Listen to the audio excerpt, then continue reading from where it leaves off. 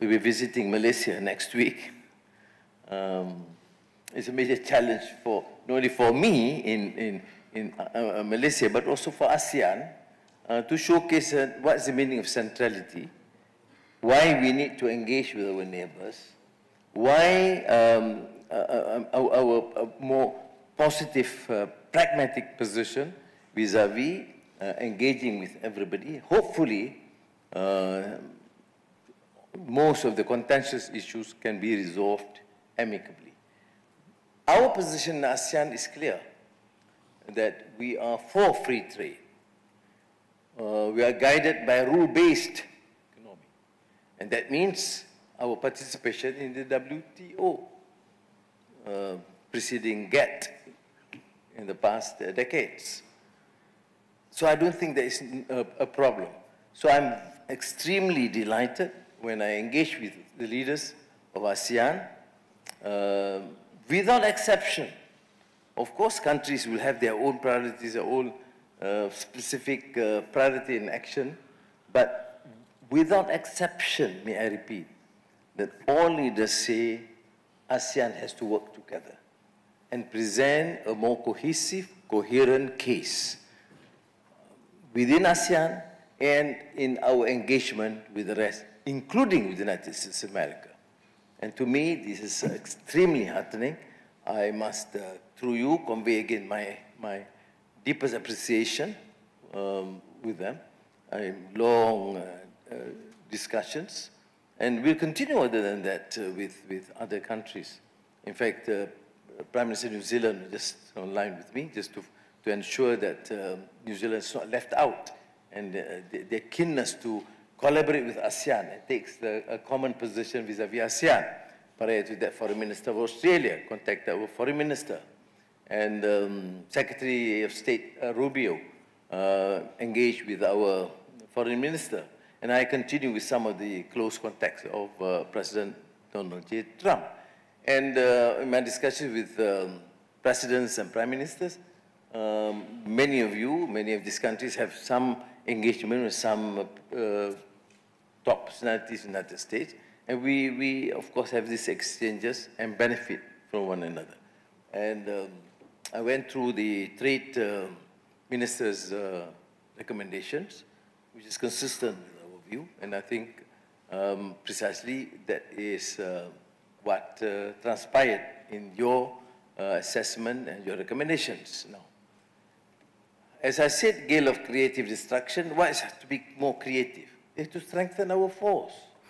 You know, our colleagues in ASEAN have always said that this is whatever said and done, with all some limitations that we have encountered, and, you know, dealing with neighbors, sensitivities, but it has been an extremely successful regional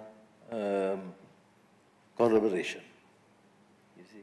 And you look at the regional groups throughout the world, ASEAN is an exception. And undeniably, this is something which has been going for decades. I'm not denying the fact that sometimes we have you know, some minor issues here and there, but never to the extent to have so much distrust and seeds of discord or even enmity. So I think we should work on that. But what is the consensus in our meetings in Vientiane and prior to that in Jakarta, in our bilateral and regional, particularly ASEAN? What is the normal expression? Is that we need to do more. We need to enhance trade. We have to enhance investments. We need to have this comparative advantage, not to be seen as, you know, to be competing with one another, but to collaborate in the spirit of, you know, taking the strength and comparative advantage of these countries. And so customs, border, then sub-regional groupings. People may say that we are only highlighting Johor, Singapore. Not necessarily true, because I've had lots of discussions, including last few days with President Prabowo, on the need to then collaborate on the sub-regional basis with Bongbong Marcos, with the Philippines, and more so with Thailand, its immediate border with Malaysia, to focus on the south of Thailand, which is relatively poorer, and the north of Malaya, which is also relatively poorer.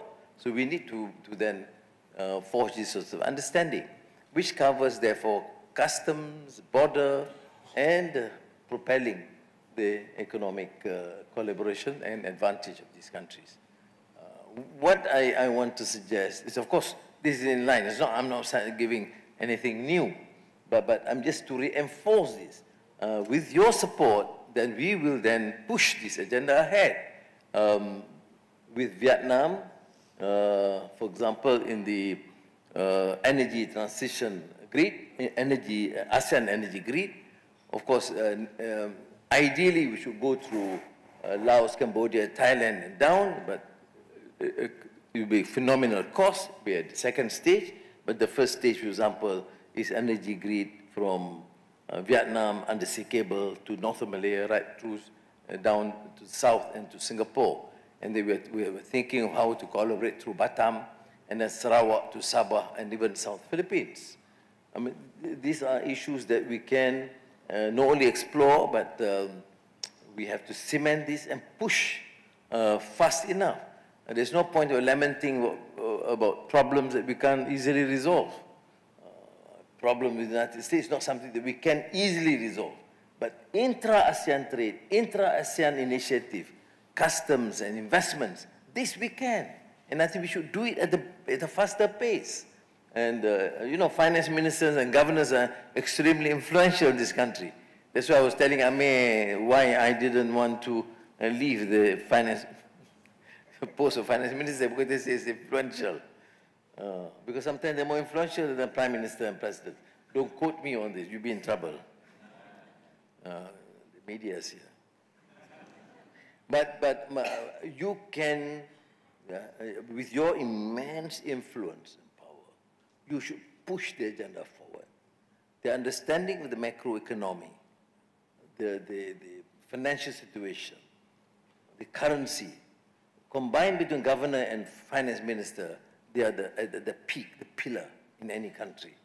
Now, with your strength, you can strongly influence, you know, and I think we should come to more specifics in terms of digital connectivity,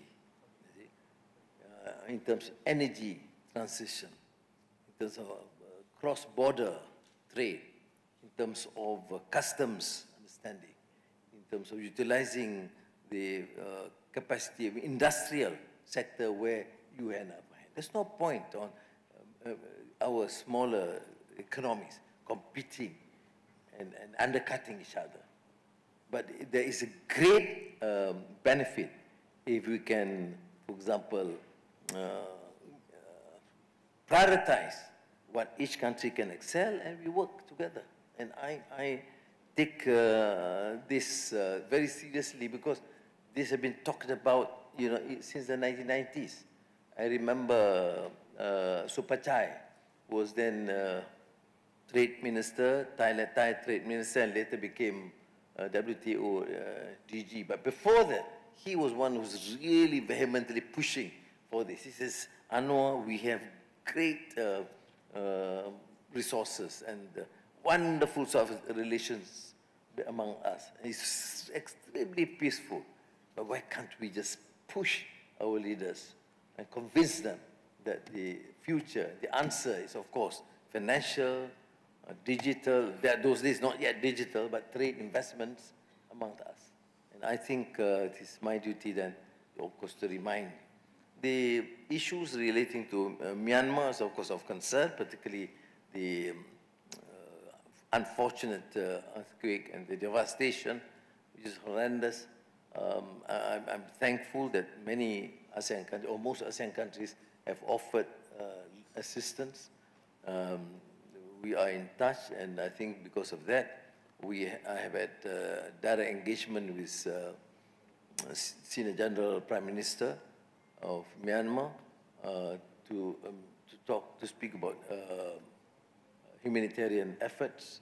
And I've also informed all my colleagues that, look, we should use this occasion to work together, at least starting with humanitarian, engaging with both parties, then probably persuade them to at least accede to some of the concerns that we have expressed according to the broad parameters of the 5-point consensus. So that's it for now. I mean, you can read my paper if you want to. So, again, thank you very much, and Governor Rashid, for taking this initiative and for your presence in Kuala Lumpur. You know, but the next time they should have some resort somewhere, because you know, finance. In my experience in various ministries, of course, finance and including central bank are the most focused, serious. They immense help to the nation, but they can be quite boring. So please make sure that you have time to relax, engage, and like the ASEAN way. ASEAN way is not holding hands, also to sing and relax in this culture. Our strength is not just pure monetary and economics. Our strength is also the cultural vibrancy. When I wrote Asian Renaissance 25 years ago, I say we take great pride in the forging ASEAN ahead as a major economic focus and fundamentals. But it's not just economic empowerment. It's cultural vibrancy and empowerment. So with that note, I thank you again. Terima kasih. Thank you, Yang Amat Berhormat Datuk Seri Anwar bin Ibrahim, for the insightful and inspiring closing remarks. With that, we officially conclude the ASEAN Finance Ministers and Central Bank Governors Meeting 2025. Thank you all for your participation. Now, I would like to invite all distinguished ASEAN Finance Ministers and Governors together at the park entrance, ground floor, for a group photo session with Yang Amat Berhormat Datuk Seri Anwar bin Ibrahim. Our Secretariat will assist with the photo arrangements. We wish you a pleasant remainder of your day and enjoyable stay in Kuala Lumpur. Terima kasih and see you again.